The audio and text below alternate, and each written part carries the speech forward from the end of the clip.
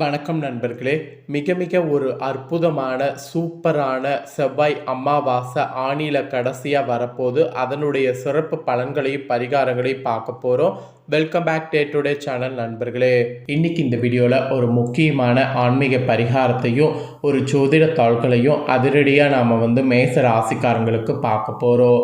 மேச ராசியில் பிறந்தவங்க வீடியோவை ஸ்கிப் பண்ணி பார்த்துட்டு இருக்காம ஃபுல்லாக பாருங்கள். அப்போ தான் நான் உங்களுக்கு என்ன சொல்ல வரேன் அப்படிங்கிற விஷயங்களை இந்த வீடியோவில் தெரிஞ்சு பயன்பெற முடியும். ஃபர்ஸ்ட் ஆஃப் ஆல் ஜூலை மாதத்தில் ஒரு முக்கியமான நாளானது வர இருக்குது. ஸோ ஜூலை மாதத்தில் 14ஆம் தேதி தான் அந்த முக்கியமான நாள். அன்றைக்கி தமிழ் மாதம் பார்த்திங்கன்னு வச்சுக்கோங்களேன், ஆணியுடைய கடைசி 30ஆம் நாள். கிழமை அன்றைக்கி செவ்வாய்க்கிழமை. இந்த செவ்வாய்க்கிழமை அப்படி என்ன முக்கியமான செவ்வாய்க்கிழமை அப்படின்னு கேட்குறீங்களா? இந்த செவ்வாய்க்கிழமை பார்த்திங்கன்னு வச்சுக்கோங்களேன், அமாவாசை அப்படிங்கிற ஒரு முக்கியமான நாளானது வருது. வரக்கூடிய அமாவாசை ஆணி மாதத்தில் வரக்கூடிய அமாவாசை, அதுவும் கரெக்டாக செவ்வாய்க்கிழமை அதுவுமா வரக்கூடிய அமாவாசை. அதனால் இந்த அமாவாசை ரொம்பவே சிறப்பான ஒரு அமாவாசை. செவ்வாயில் வரக்கூடிய அமாவாசைங்கிறதுனால இந்த அமாவாசையில் கிரகங்களிடையே பலத்த மாற்றங்கள் ஏற்படும். அதுவும் செவ்வாயால் நிறைய மாற்றங்கள் ஏற்படும். அதனால் இந்த அமாவாசை சாதாரண அமாவாசை கிடையாது, மிகவும் ஒரு பயங்கரமான அமாவாசை. இந்த அமாவாசையில் கிரகங்கள் பார்த்திங்கன்னு வச்சுக்கோங்களேன், வலுவாக மாறுறது, அதோடு கிரகங்களில் வலுவாக சேர்றது, இதெல்லாம் வைத்து மேச ராசிக்காரங்களுக்கு அமாவாசை பலன்கள் என்னங்கிறது குறிப்பிடப்படுது. ஸோ சூறாவளி போல் இந்த அமாவாசையில் என்ன பலன் உங்கள் ராசிக்கு கிடைக்கும் அப்படிங்கிறத தெரிஞ்சுக்குங்க. அதற்கேற்ப நடந்து பலன் பெறுங்க. ஸோ அமாவாசை பலன்களை இப்போ உங்களுக்கு அதிரடியாக பார்க்கலாமா? வாங்க. அமாவாசை பலனோடு சேர்த்து அமாவாசை பரிகாரமும் செய்யணும். அது என்ன பரிகாரம், அதை எப்படி செய்யணும், அதை செய்கிறதுனால என்ன மாதிரியான மாற்றம் ஏற்படும் அப்படிங்கிறதையும் உங்களுக்கு ஷேர் பண்ணுறேன். அதையும் இந்த வீடியோவில் மேஷ ராசிக்காரங்க தெரிஞ்சுக்குங்க, பயன் பெறுங்க. ஃபஸ்ட்டு உங்கள் ராசிக்கு பலன்கள் பார்க்கலாம் வாங்க. மேஷ ராசிக்காரங்களுக்கு ஆணி மாத அமாவாசையில் இதுதான் நடக்கும் என்பது குறிப்பிடப்பட்டிருக்கு. பிரபவ வருடம் இந்த ஆணி மாதத்தில் அமாவாசையில் கிரகநிலைகளை ஆராய்ந்து பார்க்கும் பொழுது இந்த அமாவாசை இறுதியில் குரு 4வது இடத்துல உச்சம் பெற்று சஞ்சரிக்கிறார். அவரோடு சுக்கிரனும் இணைந்திருக்கிறார். ஸோ இது அர்த்தாஷ்டம குருவாக இருக்க போது இருந்தாலும் அவரது பார்வையால் நல்ல பயன்கள் உங்களுக்கு வந்தணையக்கூடிய காலமாக இருக்கும். இருப்பினும் உடல்நலத்தில் மட்டும் சிறு சிறு தொல்லைகள் அலைமோதும். அப்புறம் புதிய தொழில் தொடங்கக்கூடிய வாய்ப்பு உருவாகும். அதோடு பயணங்கள் நீங்கள் செய்கிறது பலன் தரும். அதனால் இந்த அமாவாசைக்கு பிறகு பயணங்கள் நீங்கள் மேற்கொள்ளலாம். இடமாற்றம், வீடு மாற்றம் ஏற்படக்கூடிய சூழ்நிலை உண்டு. அதோடு சுப செலவுகள் அதிகரிக்கும். உத்தியோகத்தில் கூட உங்கள் எதிர்பார்ப்புகள் நிறைவேறுவதோடு கூடுதலான பொறுப்புகளும் சேரும். ஸோ கூடுதலான பொறுப்புகள் சேரும்போது அந்த பொறுப்பை ஏற்றுக்குங்க. ஏன்னா கூடுதலான பொறுப்புகளை கண்டிப்பாக நீங்கள் மிஸ் பண்ணாமல் பார்த்தீங்கன்னு வச்சுக்கோங்களேன், கரெக்டாக பண்ணலாம். ஸோ கூடுதலான பொறுப்புகளை கண்டுறது கண்டிப்பாக பார்த்தீங்கன்னு வச்சுக்கோங்களேன், இப்போ உங்களுக்கு இருக்கும்போது அதை பண்ணுறது ரொம்ப ரொம்ப ரொம்ப நல்லது. ஸோ இந்த அமாவாசையில் கிரகநிலைகளோட அடிப்படையில் இப்படியெல்லாம் உங்களுக்கு இருக்கணும் என்பது குறிப்பிடப்படுது. இதில் ஆணி மாத இந்த அமாவாசையில் கரெக்டாக ரிஷப ராசிக்கு செவ்வாய் வருகை இருக்குது. அது உங்கள் ராசிநாதனான தனஸ்தானத்திற்கு வருவது நல்ல நேரமாக இருக்கும் என்று சொல்லலாம். பொருளாதார நிலை மிக சிறப்பாக உங்களுக்கு அமையும். அதுவும் நலபூமும் இருந்து நல்ல செய்திகள் உங்களுக்கு சேரும். அது என்ன நலபூமம்னு கேட்குறீங்களா? 4 பக்கமும் இருந்து நல்ல செய்திகள் சேரும். உடன்பிறப்புகள் உங்களுக்கு உறுதுணையாக இருப்பாங்க. இடம் வாங்குவது, பூமி வாங்குவது, இதெல்லாம் பற்றி சிந்திச்சிங்கன்னா கண்டிப்பாக உங்களுக்கு நல்லதாக இருக்கும். அதனால் இதெல்லாம் சிந்திக்கிறது நல்லது. தொழிலில் இதுவரை ஒத்து வராத கூட்டாளிகள் இப்பொழுது ஒத்து வருவாங்க.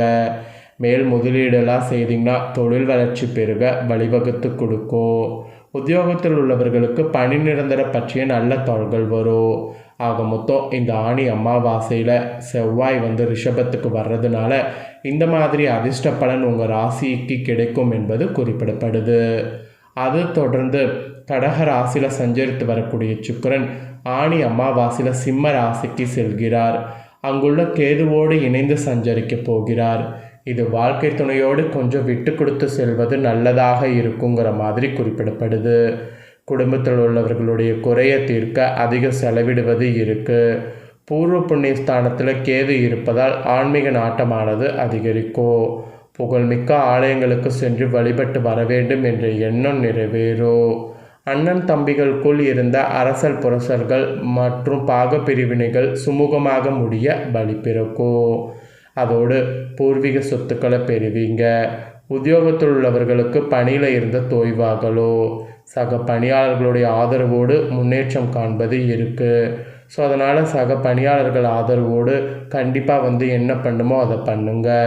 ஸோ இந்த ஆணி அமாவாசையில் இந்த கிரகத்தால் இந்த மாதிரியான பலன்கள் கிடைக்கும் என்பது குறிப்பிடப்படுது. அதுக்கப்புறமேட்டு இந்த ஆணி அமாவாசையில் ஃபைனலாக மீன ராசியில் சனி வக்ரமும் பெறுகிறார். உங்கள் ராசிக்கு 10, 11 ஆகிய இடங்களுக்கு அதிபதியானவர் சனி பகவான். அவர் இப்போ தொழில்ஸ்தானம் மற்றும் லாபஸ்தானத்திற்கு அதிபதியாக வருவார். வக்ரம் பெறக்கூடிய இந்த சமயம் அமாவாசை அவ்வளவா நல்லதல்ல. அதே சமயம் குருவின் பார்வை சனியின் மீது பதியுது. அதன் கடுமை குறையும். எனவே தொழிலில் இருந்த குறுக்கீடுகள் படிப்படியாக அகலும். ஸோ அதனால் அதை நீங்கள் என்ஜாய் பண்ணுங்கள். அப்புறம் சனியின் பார்வை 2, 6, 9 ஆகிய இடங்களில் பதிகிறது. வக்ரம் பெற்ற சனியின் பார்வை என்பதால் குடும்பத்தில் சில குழப்பங்கள் ஏற்பட்டு அகலும். குறிப்பாக நிம்மதி கிடைக்க குலதெய்வ பிரார்த்தனைகளையும் இஷ்டதெய்வ பிரார்த்தனைகளும் மேற்கொள்வது நல்லது. அதெல்லாம் நீங்கள் பண்ண இந்த அமாவாசையில் நல்லது நடக்கும். உத்தியோகத்தில் கூட ஊதிய உயர்வு, பதவி உயர்வு இதெல்லாம் கூட எதிர்பாராத விதத்தில் சேரும். எதிர்பாராத விதத்தில் சேரக்கூடிய எதையுமே மிஸ் பண்ணாமல் அதை எல்லாமே நல்லா யூஸ் பண்ணிக்குங்க. அதே சமயம் பெற்றோர் வழியில் கொஞ்சம் ஆதரவு குறையலாம். பெற்றோர் வழியில் ஆதரவு குறையும் போது அதை நினச்சி கவலைப்படாமல் அதை விட்டு கொடுத்து போகிறது நல்லது. வியாபாரம் மற்றும் தொழில் செய்பவர்கள் விழிப்புணர்ச்சியோடு இருக்க வேண்டும். அதுக்கான நேரம் என்று கூட சொல்லலாம். கூட்டாளிகளால் ஏமாற்றங்களை சந்திக்காமல் இருக்க அவ்வப்போது கணக்குகளை சரிபார்த்து கொள்வது நல்லது. மீறி சரிபார்க்கலாம் அது உங்களுக்கு ஆபத்த முடியும். ஆக மொத்தம் இந்த ஆணி அமாவாசையில் பொது வாழ்வில் இருக்கக்கூடிய உங்கள் ராசியை சேர்ந்தவர்களுக்கு தலைமை பொறுப்புகள் தானாகவே தேடி வரலாம். அப்போ அதை ஏற்று நடத்துக்கிறது நல்லது. வியாபாரம் மற்றும் தொழில் செய்பவர்களுக்கு கூடுதல் லாபம் வரும். அதனால் கூடுதல் லாபத்தை பெறுவது நல்லது. உத்தியோகத்தில் உள்ளவர்களுக்கு கேட்ட சலுகைகள் கிடைக்கும். அதுவும் கலைஞர்களுக்கு சந்தர்ப்பங்கள் சாதகமாக அமையும். ஸோ அதனால் எல்லாத்தையுமே கரெக்டாக பயன்படுத்திக்கிறது நல்லது. ஸோ இதெல்லாம் தாங்க உங்கள் ராசிக்காரங்களுக்கு ஆணி அமாவாசையில் கிடைக்கக்கூடிய பலன்கள். ஸோ இந்த முத்தான பலன்களை தெரிஞ்சிருப்பீங்க. இதற்கேற்ப நடந்து பலன் பெறுங்க. என்ன நண்பர்களே, உங்கள் ராசிக்கு அதிரடியாக பார்த்தீங்கன்னு வச்சுக்கோங்களேன், என்ன மாதிரியான பலன்கள் அமாவாசையிலேருந்து பெறுவீங்க, அதோடு என்ன மாதிரி பரிகாரம் செய்யணும் அப்படிங்கிறதெல்லாம் தெரிஞ்சுக்கிட்டிங்களா? இதற்கேற்ப மேச ராசிக்காரங்க நடந்து பயன்பெறுங்க. உங்கள் ஃப்ரெண்ட்ஸ் ஃபேமிலிக்கும் லைக் பண்ணி ஷேர் பண்ணுங்கள். அவங்களும் பார்த்து பயன்பெறட்டும். ஆஸ் யூஷுவல் எப்பயும் சொல்கிறது போல் புதிய தோள்களை தெரிந்து கொள்ள சேனலை சப்ஸ்கிரைப் பண்ணுங்கள். கூட பெல் பண்ண ப்ரெஸ் பண்ணுங்கள். நெக்ஸ்ட்டு சுவாரஸ்யமாக வேறொரு வீடியோ உங்களை சந்திக்கிறேன்.